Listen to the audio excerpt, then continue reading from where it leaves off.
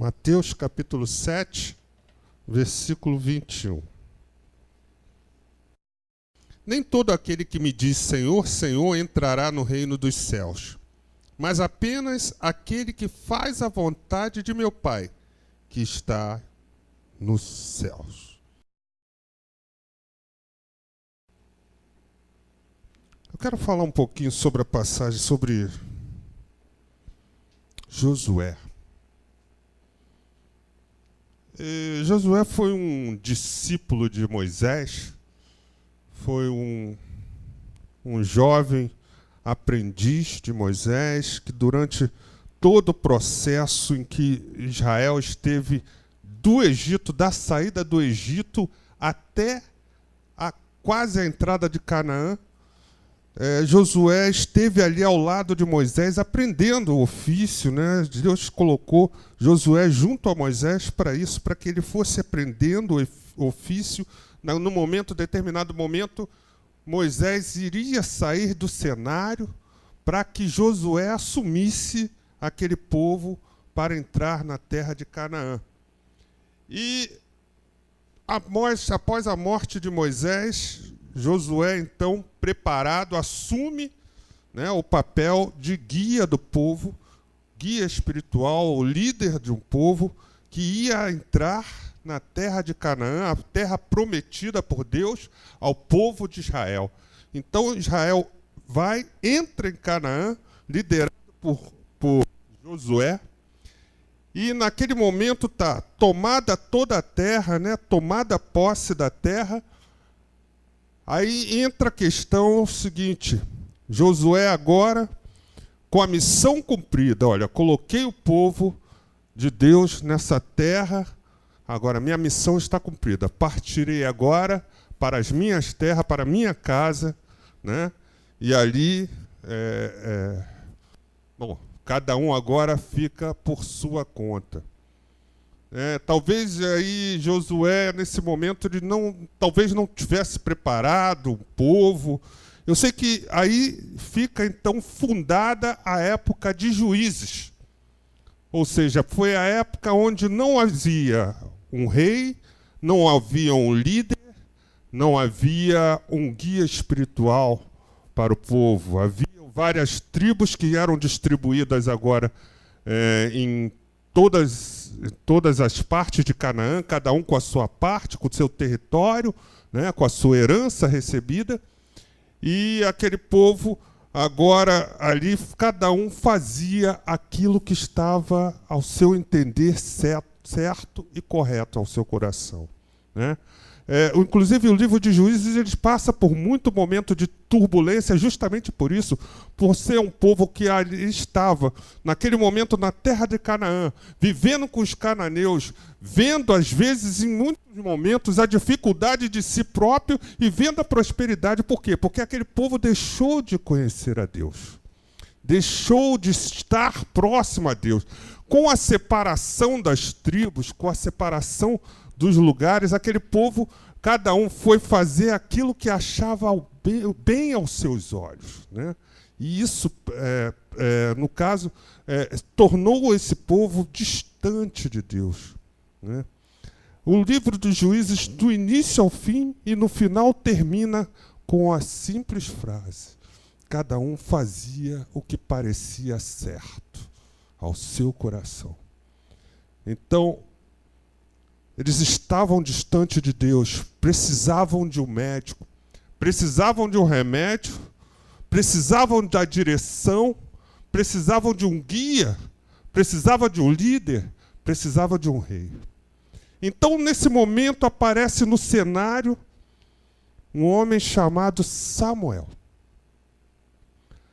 Samuel aparece no cenário para novamente resgatar esse povo, unir esse povo novamente num só povo, pelo menos na parte espiritual, né? Onde Samuel ele queria trazer novamente, apresentar a esse povo o seu Deus. Pois a grande questão que estava colocada naquele momento ali era: como fazer a vontade de Deus sem conhecê-lo? como fazer a vontade do Senhor sem conhecer o Senhor. Então Samuel, a primeiro momento, ele precisava apresentar a seu povo o Deus que ele serviu. Jesus, naquele momento em que ele estava, né, diante do poço, que aquela mulher passou e iria para a adoração, e Deus, olha, Jesus começou a indagar aquela mulher, falando para ela, olha, como é que você faz para adorar? Olha, não, geralmente a gente vai ali, tem um altar ali em Betel, ali, onde a gente faz as nossas adorações. E Jesus falou, olha, mas não é nesse lugar que você tem que adorar. Você conhece o Deus que você está adorando? Jesus fez aquela pergunta porque até então aquela mulher estava instruída no bem fazer, naquilo que achava que era melhor para o seu coração, naquilo que ela achava que estava fazendo certo, mas Deus, ela tinha a instrução certa para aquela mulher. Do mesmo modo, Israel estava nesse momento precisando de um guia espiritual porque estava afastado de Deus. Precisava ter conhecimento de Deus para poder adorar. Você só tem um relacionamento íntimo com a pessoa se você tiver o conhecimento dessa pessoa. Assim é com o Senhor. Você precisa do relacionamento íntimo com o Senhor para poder adorá-lo, para poder conhecê-lo mais e mais, para poder entender as suas vontades na tua vida. Porque muitas das vezes nós fazemos até o que Deus quer, mas não entendemos. Mas mesmo assim é bom obedecer, amém? Amém, mano? Mesmo assim.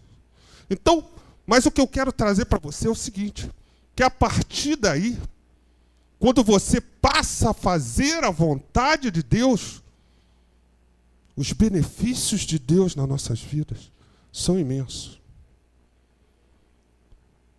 O que eu quero falar para você é que todos esperam, muitas das vezes, eu vou fazer a vontade do Senhor porque o Senhor vai me abençoar. Mas o que você acha que é bênção? O que você considera como bênção do Senhor? Porque muitas das vezes nós consideramos bênção do Senhor uma prosperidade, né? Um carro na porta, uma casa bem equipada, né? Uns filhos com melhores empregos. Tudo isso, amém, é importante, mas tudo isso é acrescentado. Não é bênção de Deus. A Bíblia diz que essas bênçãos te seguirão, por quê? Porque automaticamente você está fazendo a vontade de Deus. Jesus, no final daquela indagação, presta bem atenção, quando aquela mulher ouviu e creu na palavra de Jesus, Jesus despediu aquela mulher, os discípulos chegaram e falaram, Senhor, olha, ainda não comeste nada. Olha só, nós vamos trazer o alimento, né? Vamos lá comprar a comida, para que nós nos alimentemos. E Jesus falou uma palavra certa, olha, um alimento eu já comi. Aquela mulher alimentou a Cristo. Quando nós fazemos a vontade de Deus, quando cremos e obedecemos o Senhor, nós alimentamos o Senhor. Nós alegramos o Espírito de Deus.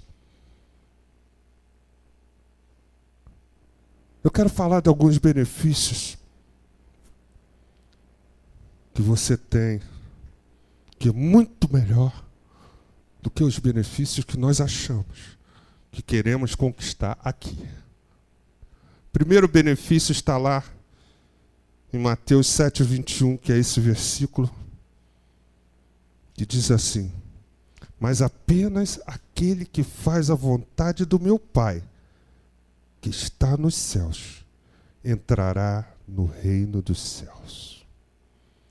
O primeiro benefício é o próprio reino dos céus.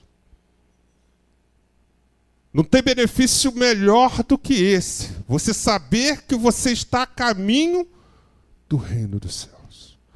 Não tem benefício melhor do que esse, de você saber que o Senhor te aguarda para falar assim, bem-vindo, bendito de meu Pai. O segundo benefício, eu queria que você abrisse lá em Mateus 12.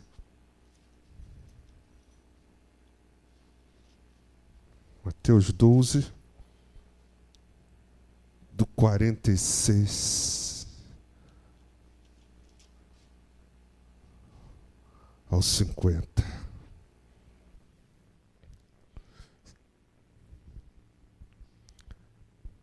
Falava ainda Jesus à multidão quando sua mãe e seus irmãos chegaram do lado de fora querendo falar com ele. Alguém lhe disse: tua mãe e teus irmãos estão lá fora e querem falar contigo. Jesus respondendo: quem é minha mãe e quem são meus irmãos? Perguntou ele. E estendendo a mão para os discípulos, disse: aqui estão minha mãe e meus irmãos, pois quem faz a vontade de meu Pai, que está nos céus, este é meu irmão, minha irmã e minha mãe. O segundo benefício é ser família de Jesus. Jesus ele estava no momento ali pregando a palavra e todos estavam muito atentos ao que Jesus estava falando ali naquele momento. Só que os seus próprios familiares, tanto Maria quanto seus irmãos, estavam do lado de fora, ou seja, não estavam dando atenção ao que Jesus estava falando. Jesus ali estava realmente... Olha, quer saber de uma coisa? Eles lá não são minha família é quem faz a vontade do meu Pai.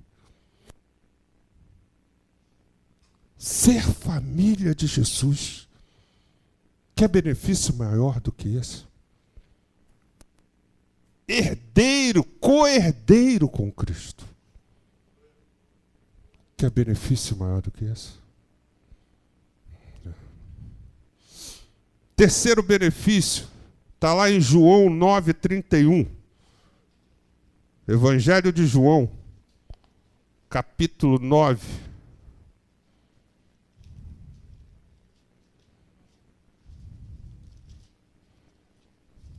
Capítulo 9, versículo 31.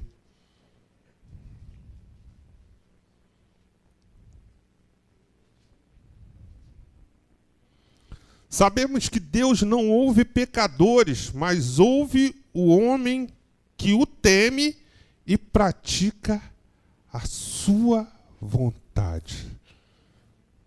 Ó, Deus está assim. Se você está fazendo a vontade dele, ele está assim, atento. Ele atende ao seu pedido. Ele ouve aquilo que você pede. Você é atendido por Deus. Quarto benefício. Hebreus 10. Versículo 35 e 36.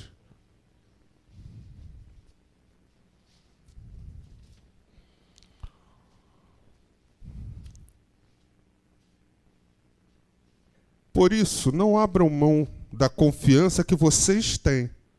Ela será ricamente recompensada. Vocês precisam perseverar de modo que, quando tiverem feito a vontade de Deus, recebam o que Ele prometeu. Presta bem atenção. Você alcança as promessas. Olha o que ele fala nesse versículo. Você precisa perseverar de modo que, quando tiveres feito a vontade de Deus, perseverar de modo que você estiver fazendo a vontade de Deus. Ou seja, há uma luta para você fazer a vontade de Deus. Mas o que a Bíblia diz? Ele fala aqui para você perseverar. Persevere de modo que, quando você estiver fazendo a vontade de Deus, vocês recebam o que Ele prometeu. As promessas. Você alcança as promessas. Quinto benefício. Está lá em 1 João.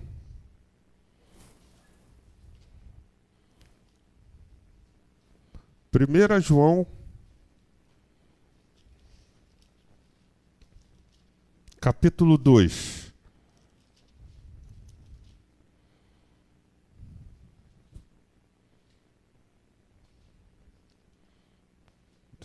Versículo 17, amém?